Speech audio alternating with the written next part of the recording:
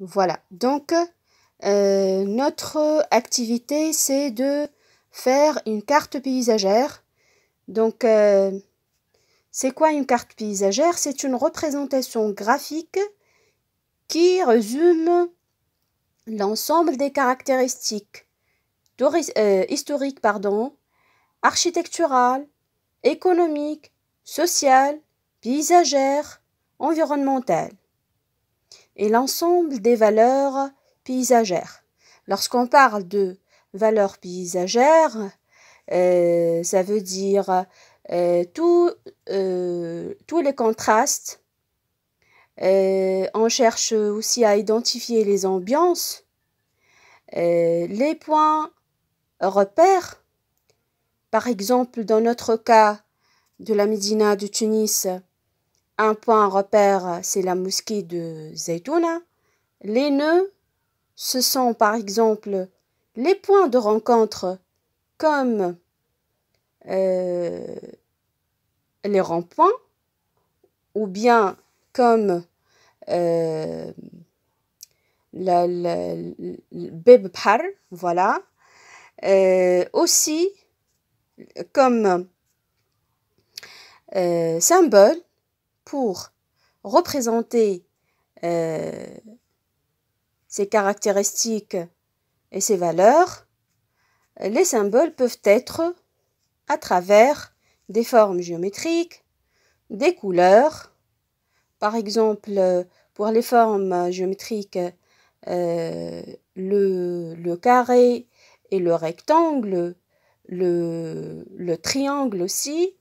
On peut utiliser des lignes, des points, donc plusieurs symboles qui peuvent nous renseigner sur ces caractéristiques et ces valeurs paysagères.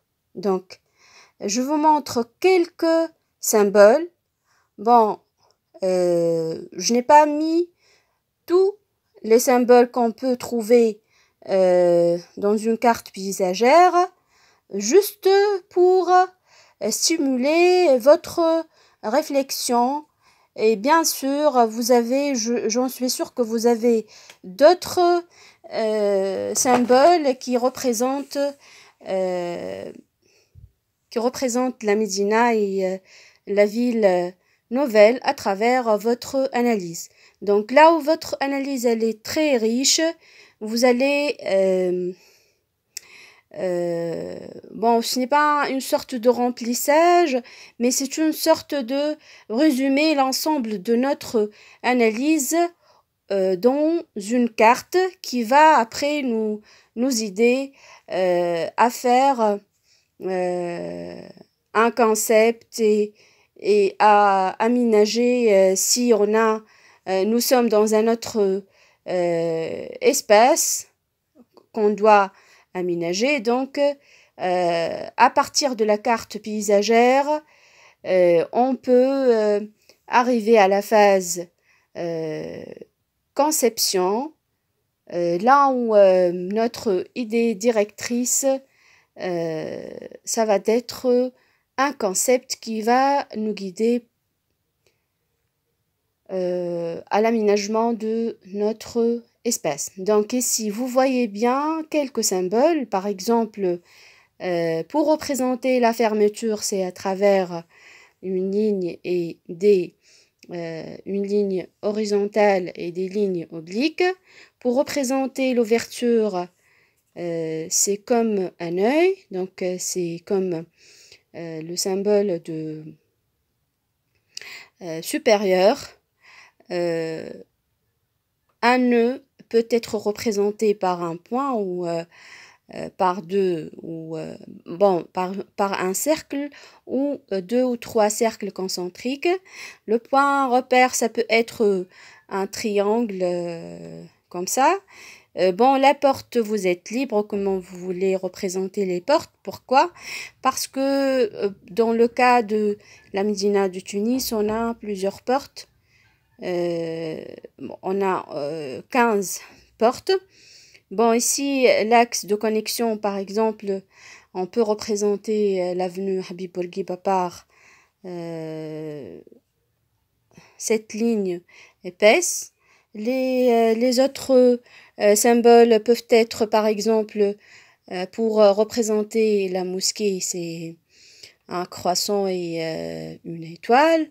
Bon, ça, c'est pour représenter le croix, pour représenter la religion chrétienne, et ça pour représenter le judaïsme.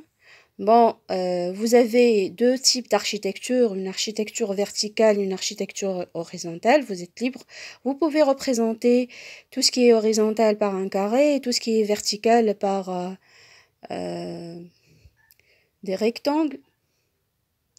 Bon, pour les couleurs, vous avez par exemple, si vous voulez représenter la densité, donc la Médina, elle a une densité très forte, par exemple en rouge, densité moyenne en orangé et densité faible en jaune. Le végétal dans ces deux sites est représenté avec une coloration verte. L'eau, par exemple, pour le lac du Tunis, est représentée par la couleur en bleu. Donc, voilà, juste une petite introduction à votre carte paysagère. Et demain, Inch'Allah, je vous expliquerai plus. Et vous me posez des questions si vous n'avez pas bien compris. Voilà, au revoir.